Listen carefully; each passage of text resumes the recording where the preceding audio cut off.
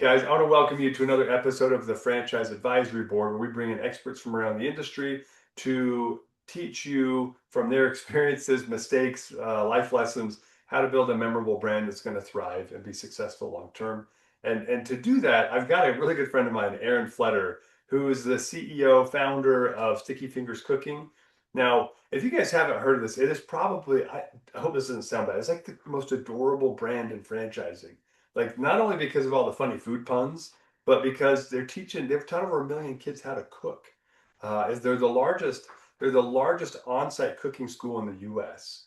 And they partner with all sorts of organizations from schools to rec departments to YMCA's to help open up the world of cooking to young kids, which is phenomenal. They've also just launched the Silver Spatula program where they're bringing cooking into elderly facilities, and I mean it's amazing. So very feel good, but also a very good business as well. So they've got over 28 they have 28 territories right now across 12 states. So they're cooking, and pun intended. And but she's also Erin is cool because she's the author of 5 children cookbooks. She's the co-owner of the acclaimed Barolo Grill out in the Denver area. If you guys don't know about it, multiple James Beard finalist opportunities, Michelin Award, Wine Spectator Grand Award. It's also where Erin met her husband, which is super cool that that's part of their story. And be prepared because while Erin's not afraid to take risks, she does make excellent food puns. And so, anyway, I'm so glad to have you, Erin. Tell us a little bit more about you. Tell us about Sticky Fingers, and we'll jump into our topic today. It's so good to see you, Dave. That was such a perfect opening. So thank you. Great intro. Oh, yeah. So a bit about Sticky Fingers Cooking. So Sticky Fingers Cooking began, the genesis of Sticky Fingers Cooking was really an idea in my head at my kitchen table 15 years ago. I was introduced to after school enrichment through my own kids, and they were, taking Taekwondo and then taking a Japanese class and then doing an art class. And I thought, wow, this is so fantastic. Kids can actually be curious. They can be in their second home, which is their school. As a busy mom of three, I don't have to drive across town. And I've always been an entrepreneur. I've always launched new businesses. And I thought, wow, a non-brick and mortar business that would be a social enterprise giving back to the community, and we could grow into every school in Denver and Boulder. And that's really how it started. So we started, of course, naturally with my own children's elementary school. We grow into 3 schools and then 30 schools and then 300 schools. And then we naturally grew into 3 states and went in 5 territories in 3 major cities. And we were running and operating that way for 10 years, teaching in thousands of schools before we even started franchising. Wow, what a good foundation, and that it was homegrown. It came of almost necessity too, which I love. And then, Exactly. yeah, Exactly. Yeah. And we teach the kids make everything from scratch. So people are really surprised when they look at our recipe lineup every single year. We do something very innovative. Innovation is one of our core values here at Sticky Fingers Cooking. And for 15 years, we write and we produce new recipes with curriculum every single week of the year. So we have thousands and thousands of recipes where kids never repeat a recipe, and they're making things from all over the world, from every single continent and every single culture. So it's not your typical kid food.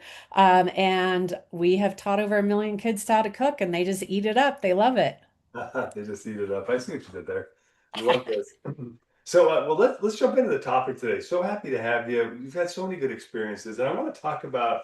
We're going to talk about a couple of things about being comfortable, like being selective with the franchises you bring on, about the process you went through as you guys were rolling out a new program versus making it a separate brand, and then I want to talk about with you a little bit about sustainable growth and being a hospitality first company.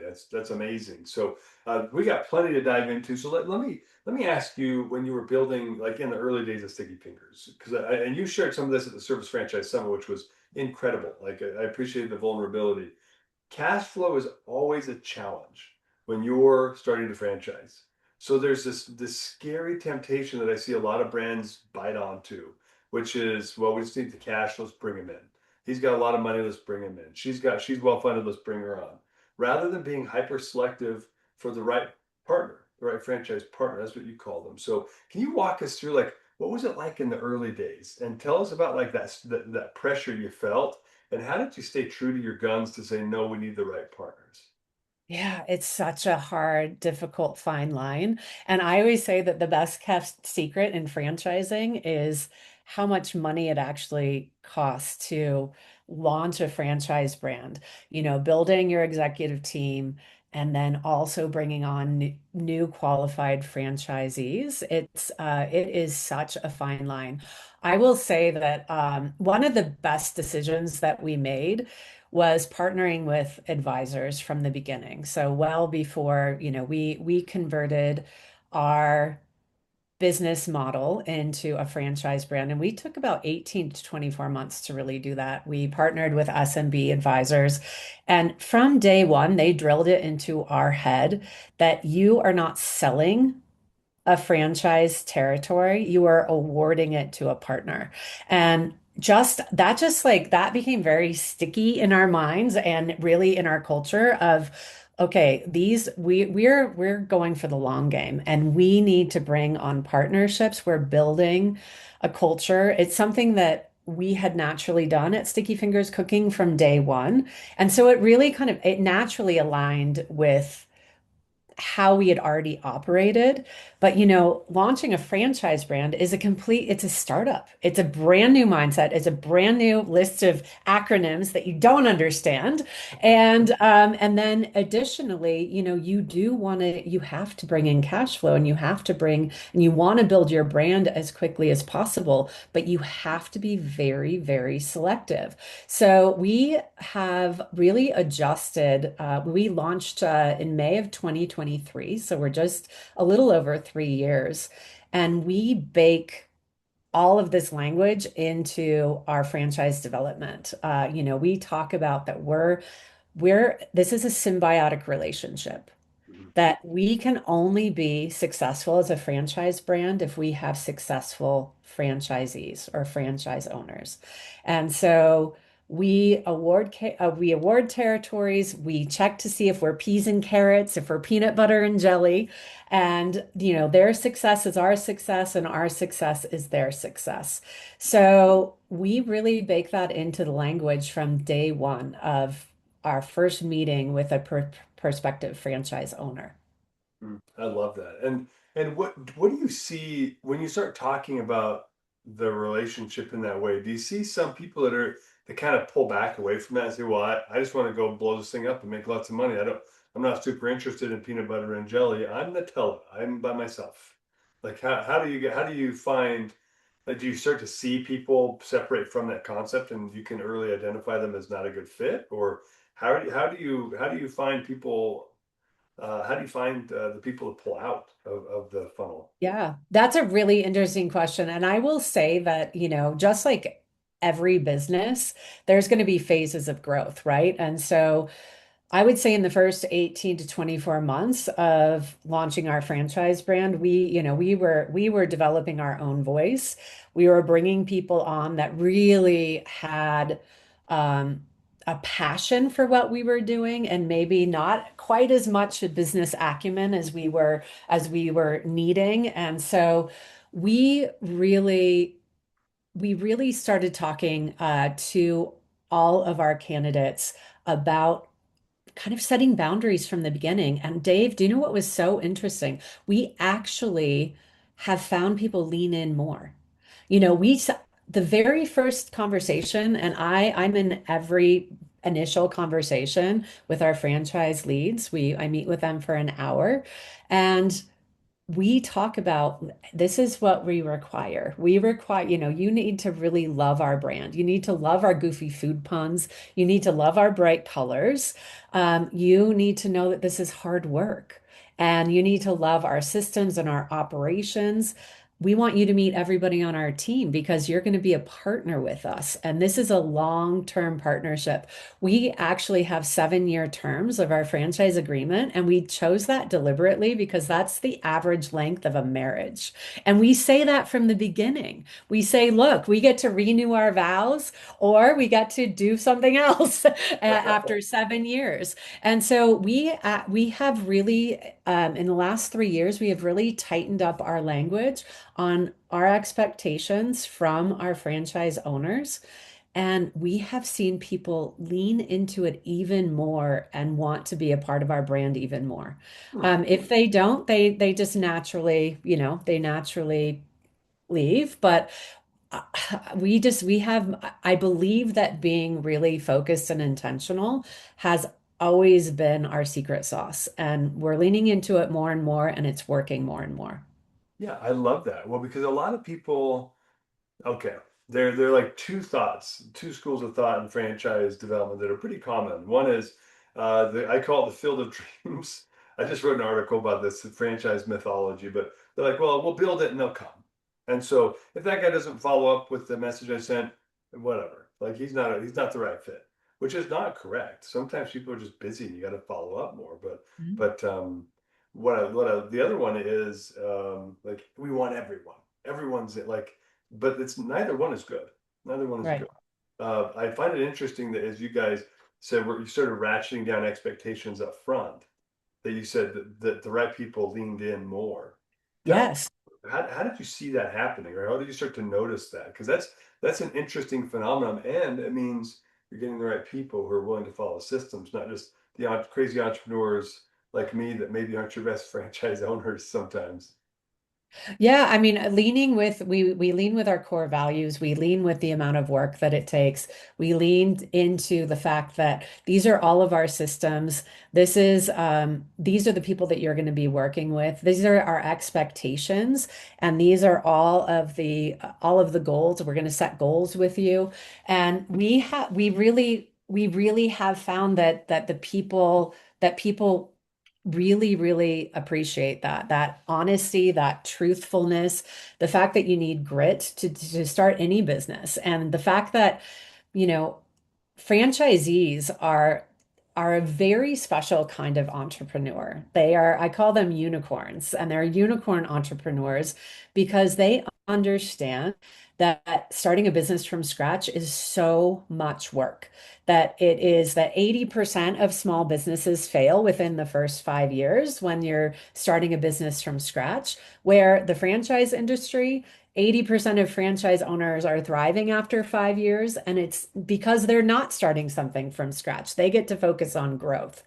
And, I'll say that the franchise owners that we're bringing into Sticky Fingers Cooking are of the highest caliber. And they're all people that we absolutely adore. We've all vetted them. So we're not looking for the initial franchise fee, although that's what every new brand is working on, right? But we're looking at our bread and butter and our sustainability to be royalties. And so in order to have sustainable royalties, you have to have highly successful franchise owners. Hmm. Yeah, yeah. Let's zero in on that for a second, because what you're describing is, I think, where people get a little myopic early in their early phases in franchising, it really can sting them later. I've seen a couple brands even dissolve because they worked with, let's say, an FSO that brought on whoever, and the franchise brand wasn't selective enough, it didn't push back enough, and then they have 35 owners, and then they have zero. 5 years later. So tell me about the internal, like you said, everybody vets the candidate. Yeah. Why do you need everyone to agree? And do you guys have disagreements sometimes? And if so, like how do you resolve those? hmm Yeah, we do. I mean, we have 6 people on our executive team that are highly involved in the selection process, and we all vote on every candidate. We have a really defined franchise development process, and at some point, every single person on the executive team meets the candidate, and we do thumbs up, thumbs down We do, in between if we have to talk about it, but we vote. We actually have to have a unanimous vote in order for them to go through the process. The reason why is that here at Sticky Fingers Cooking, we pride ourselves on tremendous support, tremendous resources. And so every single person on the executive team, and then further, we have a headquarters team as well, but we interact with our franchise owners on a regular basis. And I have learned, and we have learned as a team that if we all are aligned on a candidate and we all really believe in a candidate, we're going to be willing to support them and help them as much as possible. And if there is, somebody that has some concerns on a candidate, we need to trust. Trust is our number one core value. We need to trust our team members. We need to talk about it, and we need to see if this person is going to be good for our system. Because ultimately, if you bring somebody on and they're not able to run their territory, it's going to create a tremendous amount of strain, and it's going to take away from us supporting our other franchise owners. And it will ultimately cost us a lot more money in the long run. And that's what I love about franchising is, again, I'm using this word symbiotic. It's this symbiotic system, and we're stronger together. So it is our responsibility as a franchise brand to bring on the strongest candidates possible, because from New York to San Diego to Seattle to Florida, we need to make sure that everybody is working as hard as they can and performing as well as they can. Yeah, and you can't do that unless you have the right team members. I think Exactly. about like boys in the boat, or like getting tilt. Like you have to, they're going to create drag rather than lift on the system, and we've seen that. I've seen that dozens and dozens of times. So, um, that's It's interesting. such a fine line, though. I mean, it is such a fine line because you're just, as you're growing a brand. I mean, I feel it every day. I've talked to you about, the different cash flow restraints that we've felt, and it is a long game. You're looking at the long game. Yeah, well, and being royalty independent. So let's talk about that for a minute, because that is the game, right? The game of Yes. franchising is to become royalty independent.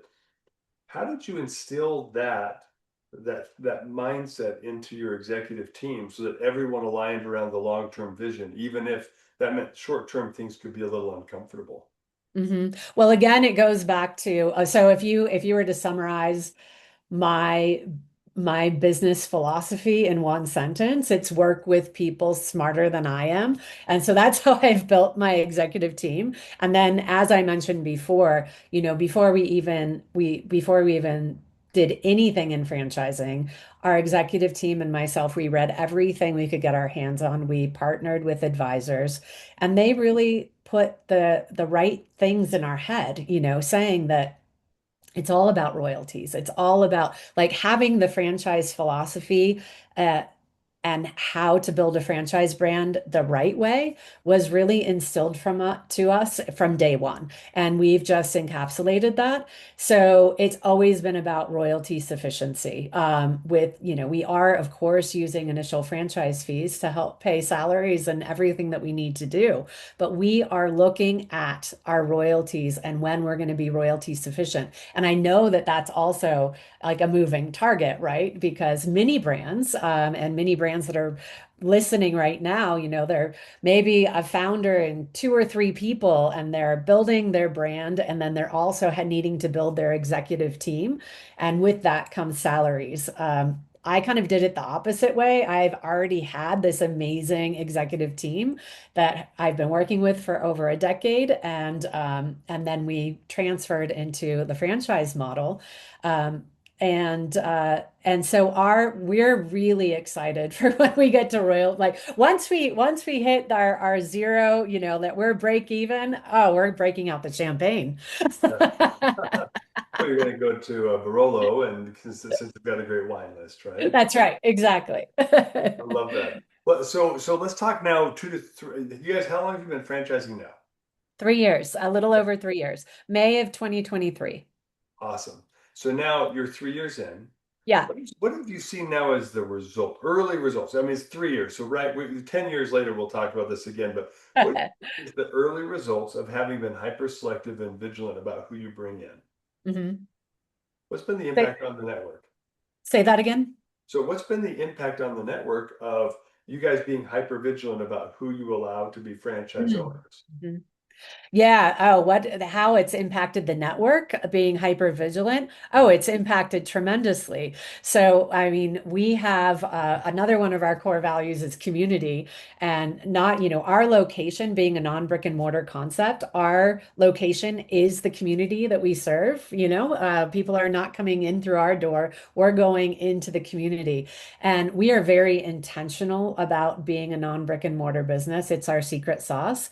That also aligns with our intentionality in building a culture within Sticky Fingers Cooking and bringing in being very selective about our franchise owners. We have the most amazing franchise owners. We have 21 franchise owners right now. Many are multi territory owners, and all of them have become an amazing great group of friends. I mean, the franchise owner chat is just wild. And people are going and they're visiting each other. They're having these wonderful friendships. They're supporting each other. And so that really comes down to the fact that we as a brand are highly selective. We even think about like one of our check marks of our internal criteria of bringing on a new franchise partner is are they going to fit in with our franchise owner group? It's very important for us. And we even say that from day one when we're just meeting a new candidate, that we're very intentional about who we bring in and that we award territories to people that we think are going to fit in with our culture and with our other franchise owners. We say that the old adage, one bad apple can spoil the bunch. We really want to bring in people that we believe will be aligned personally, professionally, and otherwise. So our annual summits are so much fun because everybody it already has these relationships day to day via Zoom or chats or whatever, and then we all get together and we have a big old party. That's amazing. Well, and the fact that you've got franchise owners that are working together offline, having fun together offline, visiting each other, like that speaks volumes to the culture you guys have been very vigilant to protect. We're very much like that here, actually. Like in fact, we will terminate on culture variances as well. We measure it. It's part of EOS, and we're very deliberate about that. And Yes. that's one of the first things if we start to see a cultural divergence quickly become a performance plan and then an exit an exit plan if somebody just doesn't align with the culture here. Well, Dave, I'll tell you that. I mean, we're clients of ClientTether. We're your client, and that's we have felt that. We have felt your culture and your intentionality behind that, and that's why we feel so aligned and why we're your client. Well, I appreciate that. It wasn't intentional to bring up a plug, but I Well, appreciate the support there. Yeah. I- I just want to make sure I resonate. Like it's super important. And I know brands that have not protected that. And boy, the validation process. Let's talk about validation for a minute because yeah. one of the most important things that happens in the franchise development process to help somebody decide they want to be awarded a franchise is the validation. And by being so deliberate with your selection, by being engaged and supportive like you are with your owners, you guys how does validation work when you put your franchise candidates now in front of your franchise owners? In what way? Can you Well, explain that yeah. again? So how does what impact does it have when you've got your franchise candidates speaking with your franchise owners who are Oh. amped up on the brand and they've got best friends in the network and they loved annual conference like that? What's the net effect of that? Well, that's our favorite part of the process, is to, because of course, as a franchise brand, we're limited to, We have a 236-page FDD. We're limited to every word and punctuation mark and number that is listed in that FDD. That's all we can talk about, right? Legally.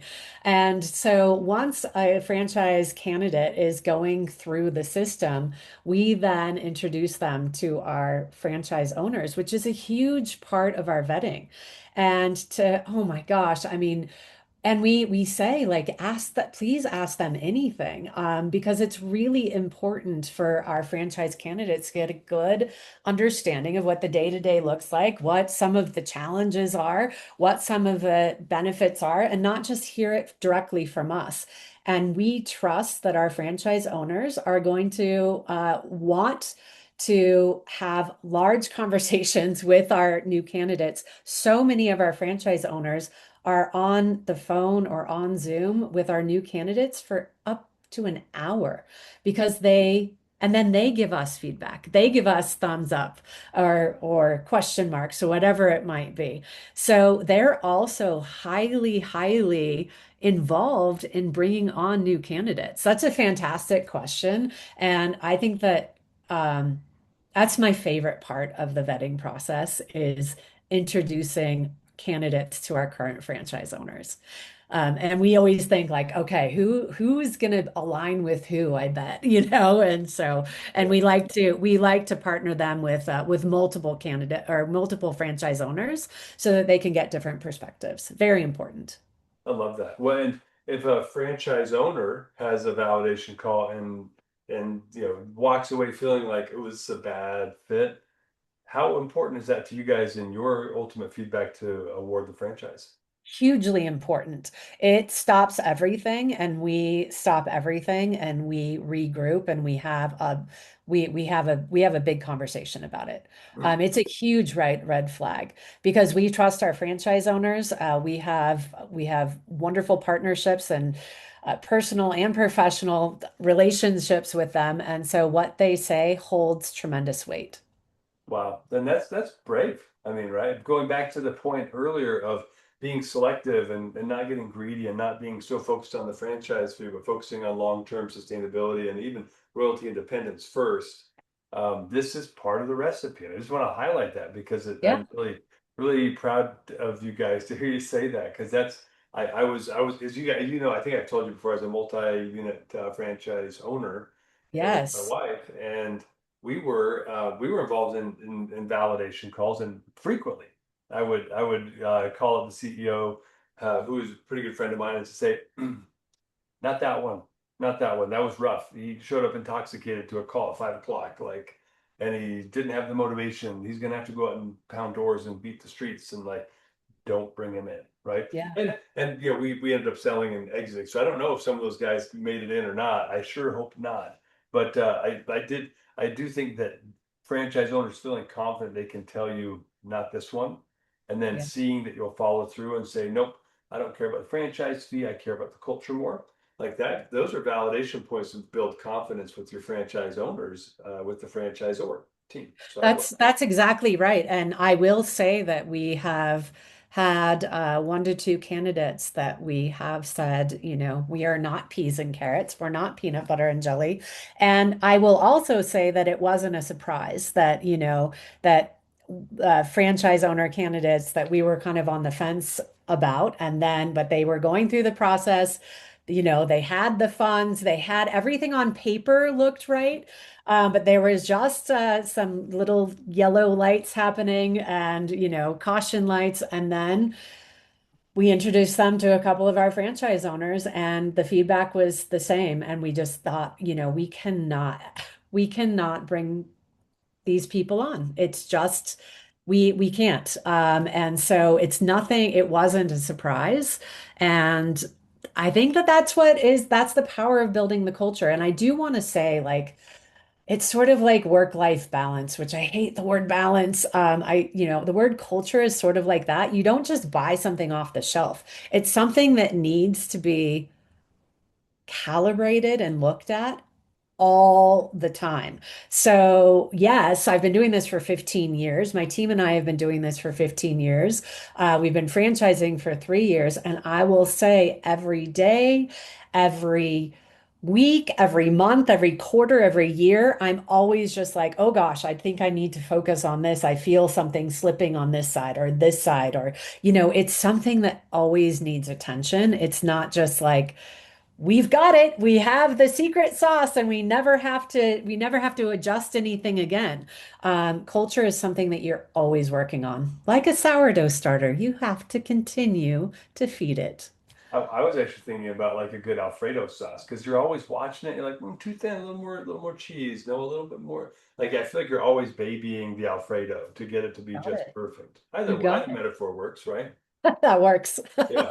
Yeah. Well, so let's take a step back. So you guys Yeah. have been hyper vigilant. You've built up a really great network of franchise owners, and now, what is the result? And I want to ask it specifically. So how does having a group that's engaged and positive and working together and collaborative, how did that affect your ability to roll out a new program or to make changes to programs? Let's talk about Silver Spatulas. So how Yeah. did this network that you've been grooming and manicuring very carefully, how did that result in success as you're rolling out the Silver Spatula program?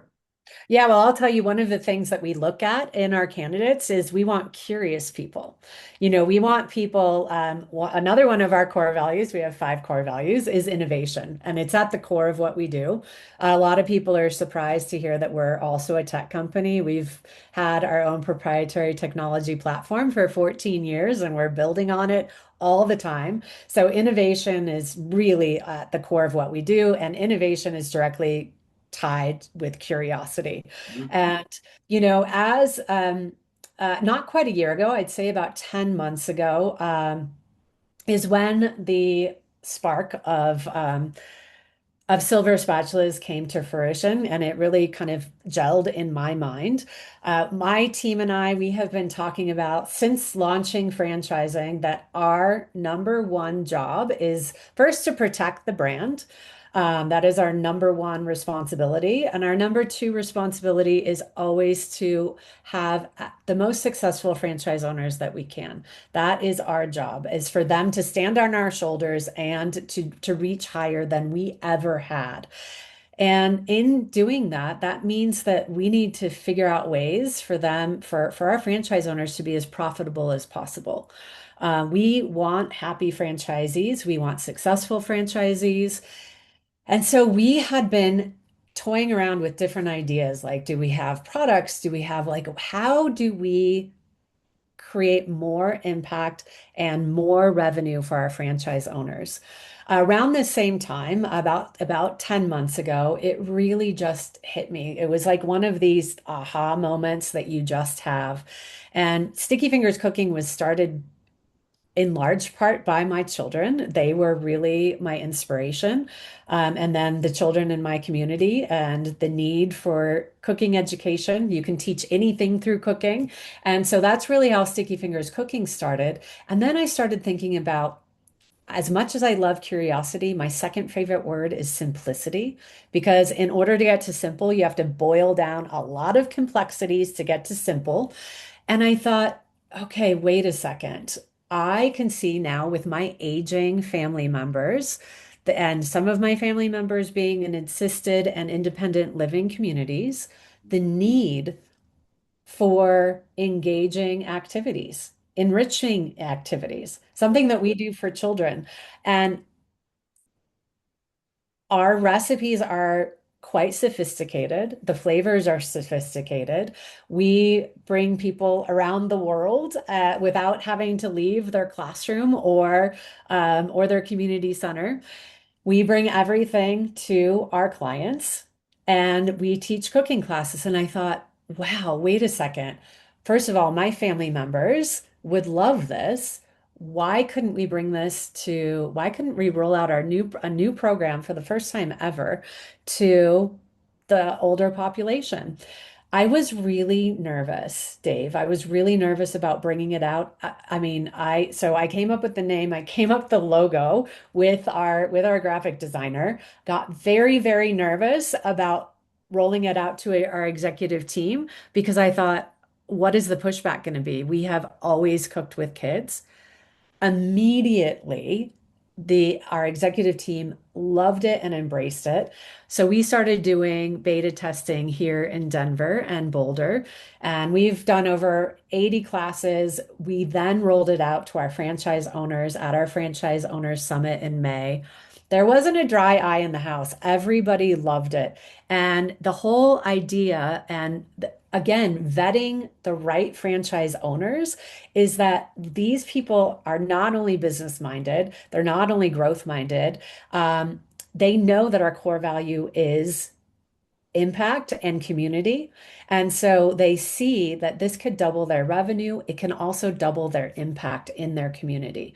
So their chef instructors now can be able to teach multiple classes in a day by teaching the senior population in the mornings and in the early afternoons, and then go to a preschool or a high school or an elementary school, and they can be more engaged, and their revenue will also reflect that. Mhm. Yeah. Well, when you can balance impact and revenue, that what a perfect balance. But not everybody cares about impact. So I can see why vetting for people that do, Mhm. in addition to people who care about revenue, right? That's key. It was especially with a brand like yours. Well, we are what's called a social enterprise, and a social enterprise is a for-profit business with a nonprofit heart. So, where for-profits rely on grants and annual fundraising drives and donations, we create our own revenue to create impact in the community. That's why, I mean, we've given over $2 million back to schools, and that just keeps growing every single month. And, so that is something that's baked into our business model. Yeah, I love that. Love that so much. Okay, well, let's talk a little bit about, we got a little bit of time left. Sure.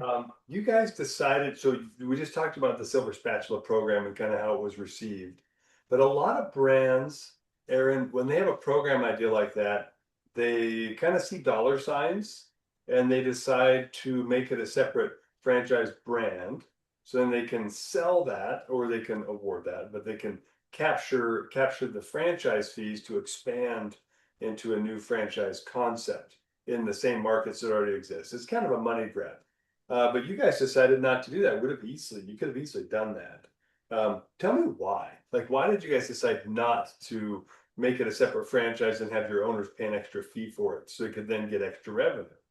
Right. Well, I will say that because I believe in the power of community, I believe in lots of support. And so I'm in a lot of different forums. I'm in a lot of different franchisor forums and have a lot of different advisors because again, my mantra is work with people smarter than I am. And I'll tell you that pretty much everybody in franchising said, "Oh my gosh, this is a totally separate brand. This is gonna, and that was the feedback. That was the feedback. And again, it goes back to what we were talking about earlier. Our job is to have the most successful franchise owners possible.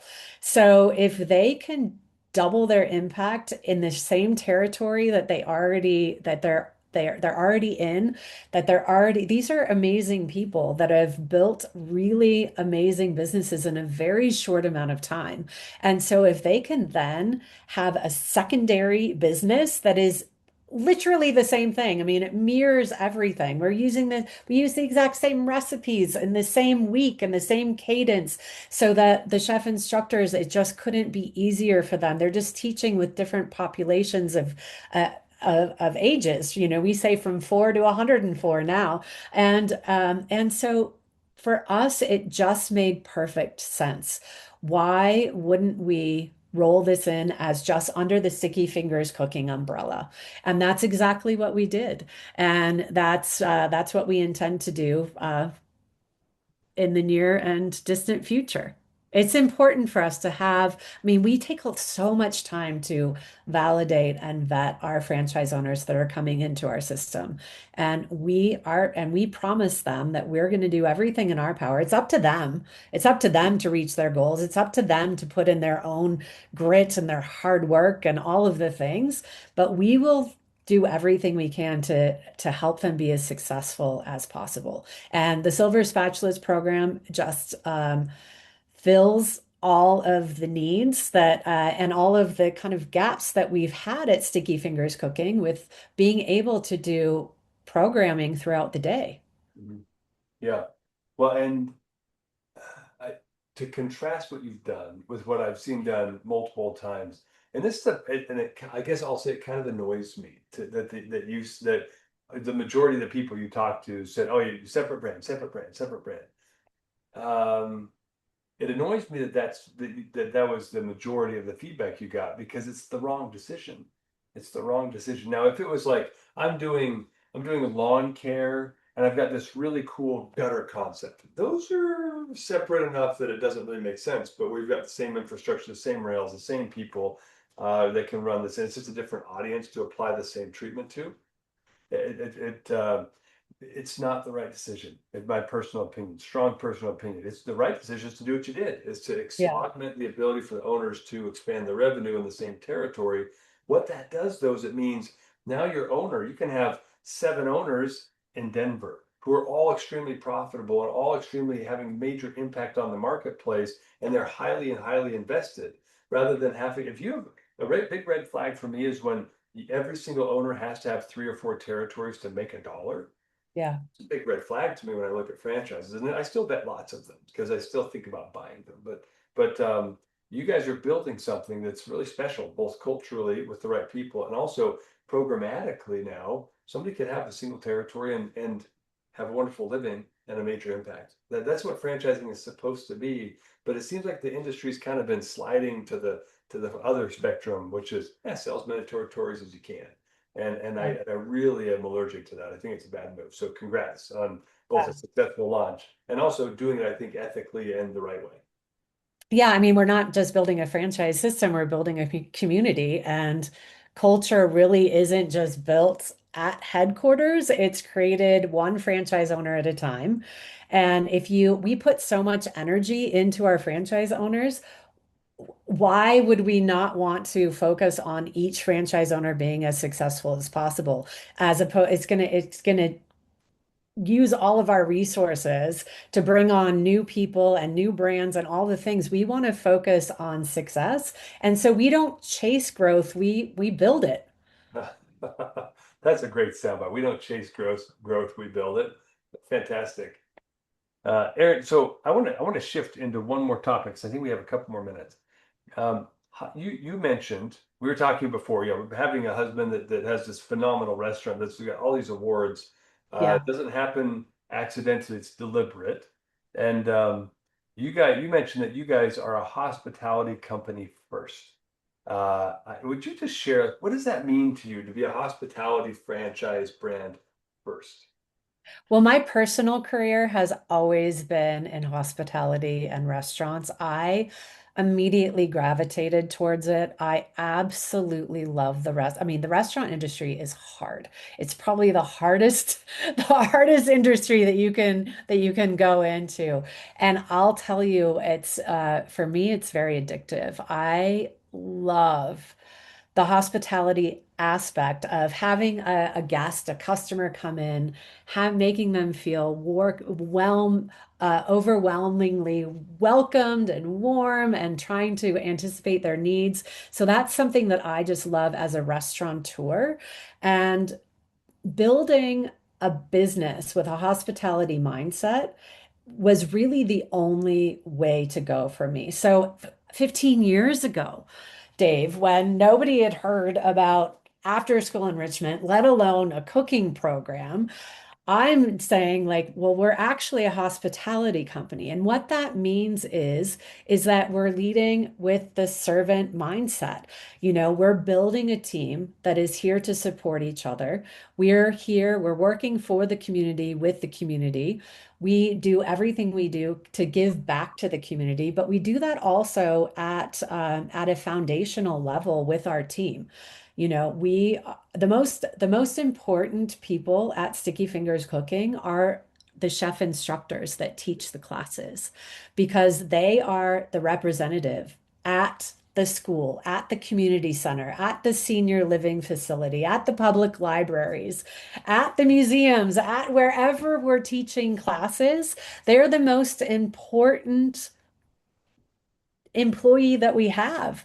And then they're going to infuse that hospitality mindset into whether it's a 4-year-old child or a 104-year-old senior student. They're going to be infusing that gratitude is really what it comes down to because we again are not brick and mortar. We need community buy-in to be able to have our classes, and so we need to lead with gratefulness and gratitude, and we're thankful and we give back to the community. And so that's just baked into everything that we do, and it's baked into our culture and how we speak to each other. And yes, we have to have difficult conversations. We're a large organization, but we can still do that with grace, compassion, gratitude, and with a hospitality mindset. So I believe that any business, if you're a plumbing business, if you're selling a pizza, if whatever it might be, that you can be a hospitality business as well. And it's gonna create growth in your business. Yeah. And it creates trust and it creates loyalty. It creates word of mouth. I mean, those three schools that I told you about that I started 15 years ago at Sticky Fingers Cooking, you bet your bottom dollar we're still in those three schools 15 years later. And that's how it works, you know? And that's what a hospitality mindset is. I love that. Well, Erin, I mean, you have been an excellent guest on the show. I appreciate the earnesty and just the way that you approach this a little bit differently than most people. I can't wait to see 3, 5, 10 years from now when we get together at the another service franchise summit or wherever we're hanging out, just to hear how things are going. And sure appreciate you as a person, but also the example you're setting in the industry of how to do things right. Oh, well, you're so kind. Well, thank you so much for having me. We absolutely love franchising. We love this journey that we're on, and we're so optimistic for the future. Yeah, as you should be. Thanks again, Aaron. I appreciate you. Thank you.